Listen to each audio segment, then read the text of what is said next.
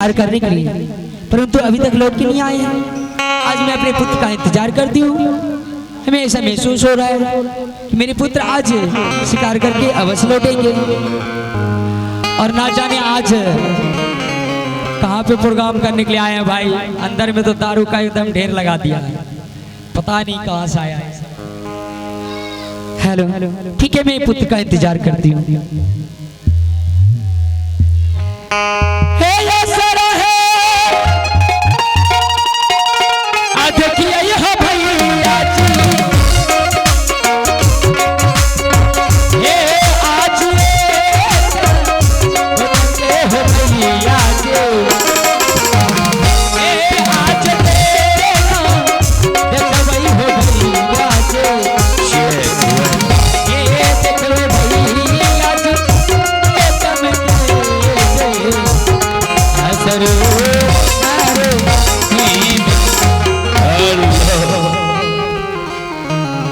स्वामी जी।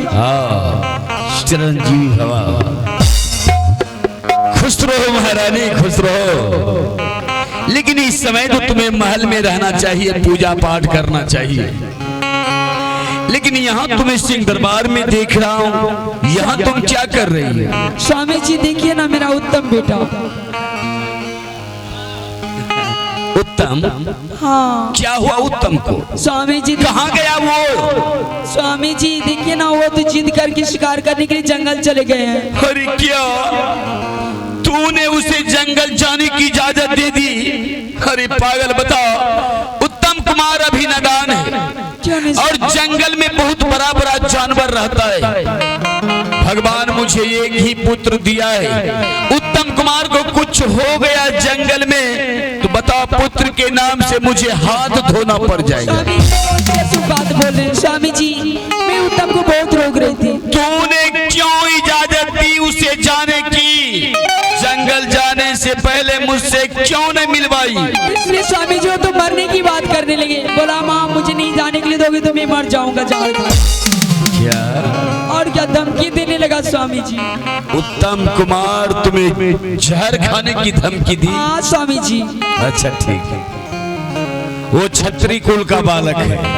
आपका ही ऐसा गया है जंगल तो जरूर लौट कर आएगा। लेकिन हमारे चैनल मास्टर भी कब से चाय नहीं पिए, हम भी चाय नहीं पिए। मैं चाहता हूँ मेरे लिए और जो मेरा खास आदमी है उनके लिए जाओ महल में गर्मा गर्म चाय बना के ले। ठीक है स्वामी जी, मैं तो जा रही हूँ चाय बनाने का। हाँ, याद रही स्वामी जी, जैसे ही मेरा उत्तम बेटा आएगा, उत्तम बेटा के सिवा आपकी गोद में कोई दूसरा लड़का नहीं बैठना चाहिए।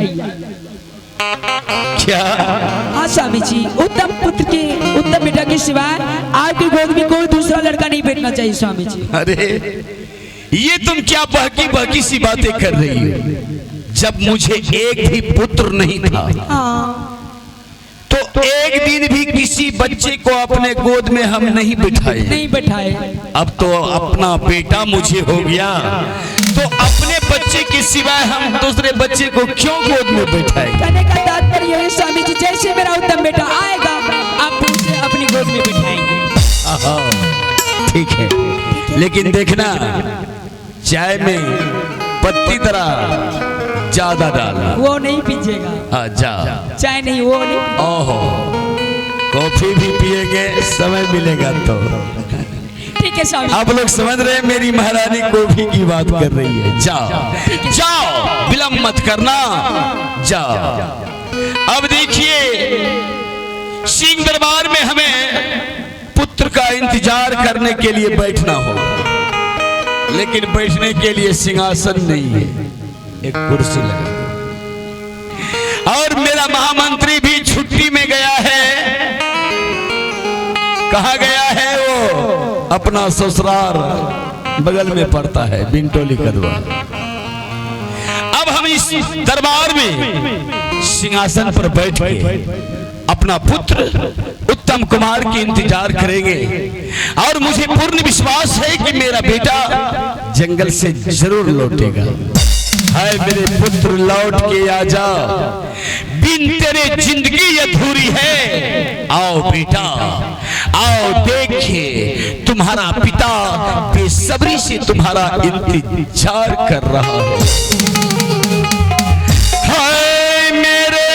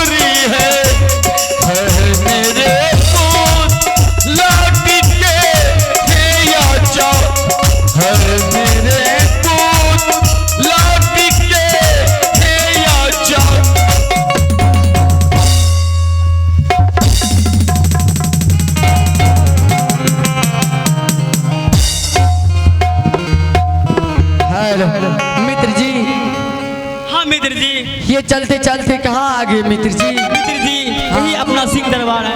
क्या ये आपका दरबार है? हाँ मित्र जी। और वे ऊंचे सिंहासन पे कौन बैठा हुआ है? मेरे पिताजी है मित्र जी। ओहो, तो आपका पिताश्री है? हाँ मित्र जी। देखिए आपका पिताश्री कैसे भगवान का रूप में बैठा हुआ है। चलिए पिताश्री के चरणों में प्रणाम करते हैं। प्रणाम पिताजी। ओम भगवते वासुदेवाय नमः। ओम भगवते वासुदेवाय नमः। ओम भगवते वासुदेवाय नमः। महाराज जी के चरणों में मेरा प्रणाम स्वीकार हो महाराज जी। चिरंजीवी भवा, आनंद रहो, आनंद रहो। बेटा उत्तम, तुम्हारी माँ बता रही थी कि उत्तम गया है जंगल शिकार खेलने के लिए। इस समय बेटा तुम कहां से आ रहे हो? पिताजी जब मैं जंगल शिकार खेलने के लिए गया तो मैं बाण चलाया बुरा सेठ पे, मेरा बाण काम नहीं किया।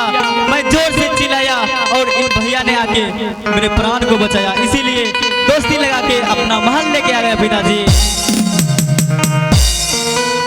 अच्छा, मैं समझ गया, ये तुम्हारा दोस्त है। हाँ पिताजी। दोस्त को मित्र कहते हैं। मित्रता वो है जो अभी भी सुनहरे अक्षरों में बड़े बड़े गीता रामायण में लिखा है। जरा हम तुम्हारे मित्र से जरा कुछ बातें कर सकते हैं? क्यों नहीं पिताजी? बालक, हाँ महाराज जी। क्या नाम है तुम्हारा? मेरा नाम भक्त ध्रुव कुमार है। कितना सुंदर नाम है, भक्त ध्रुव कुमार। इस नाम से तो आज शाम से यहाँ चर्च हो रहा था। इस बालक को गले में माला और चंदन टीका से लग रहा है कि ये सच में कोई भक्त है। भक्त ध्रुव कुमार, मेरा पुत्र उत्तम कुमार कह रहा है हम इस भैया से दोस्ती किए, तो क्या क्या तुम मेरे पुत्र से दोस्ती किया है? हाँ महाराज जी, उत्तम जो बोल रहा है वह सच ही बोल रहा है। मैं उससे दोस्ती किया हूँ। बहुत अच्छी की बात है, बहुत अच्छी की बात है। भगवान तो मुझे एक ही पुत्र दिया, लेकिन पुत्र का जो मित्र है, मित्र एक भाई की समान हुआ करते हैं। जैसे जैसे मेरा उत्तम बेटा है, इसका मित्र ध्रुव कुमार वैसे ही मेरा बेटा हुआ। देखो देखो ध्रुव कुमार, मैं अपने पुत्र को गोद में बैठाने के लिए कब से अपने सिंह दरबार में बैठ के इनकी राह देख रहे थे। अब तुम भी साथ आए हो, तो आओ आओ तुम दोनों मित्र आके मेरे गोद में बैठ जाओ। महाराज जी, ये आप क्या बोल रहे हैं? आपके गोद में बैठने के लिए मैं आपके गोद में नहीं बैठ सकता हूँ।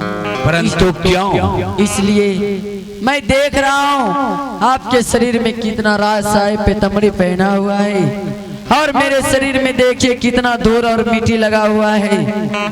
कहीं मैं आपके गोद में बैठता हूँ तो ये राज साहिब पीताम्बरी गंदा पड़ जाएंगे। इसलिए उत्तम आप बैठ जाइए पिताश्री के गोद में। मेरा स्थान तो इसी जगह है, मैं जाकर के इसी जगह बैठ जाता हूँ। नहीं मित्र जी, चलिए दोनों साथ मिलकर बैठते हैं। भक्त ध्रुव कुमार, ये तुम क्या कह रहे हो? ये भरी हुई सभा में मैं तुम्हें अपना पुत्र माना। पुत्र और पिता की दर्ज शायद तुम्हें मालूम नहीं है। पिता का जो पुत्र होते हैं, पिता को पहने हुए पीताम्बरी क्यों नहीं हो, लेकिन पुत्र के सामने वह पीताम्बरी कहीं कम पड़ती है। तो मेरे राज के मेरे प्रजा हो। वैसे भी कहा गया है, बजे ताली जुगल कर से, नियम सदा यहीं से है। प्रजा अगर राजा से है तो राजा भी प्रजा से है। मेरे दरबार में आके तूने अमीरी और गरीबी की बातें कर रहे हो, ये मुझे जरा भी शोभा नहीं दे रहा है। अच्छे बच्चे जो होते हैं वो ज्यादा जिद नहीं करते हैं। आओ आओ तुम दोनों मित्र आके मेरे गोद में बैठ जाओ। आओ। हे भगवान, आज दिन तक मैं पिताश्री के गोद में ही नहीं बैठा, ना तो उस जंगल में पिताजी का नाम सुना। आज मित्र के पिता ने हमें गोद में बैठने के लिए कह रहा है। मैं कैसे जा करके उसे गोद में बैठ जाऊं? नहीं,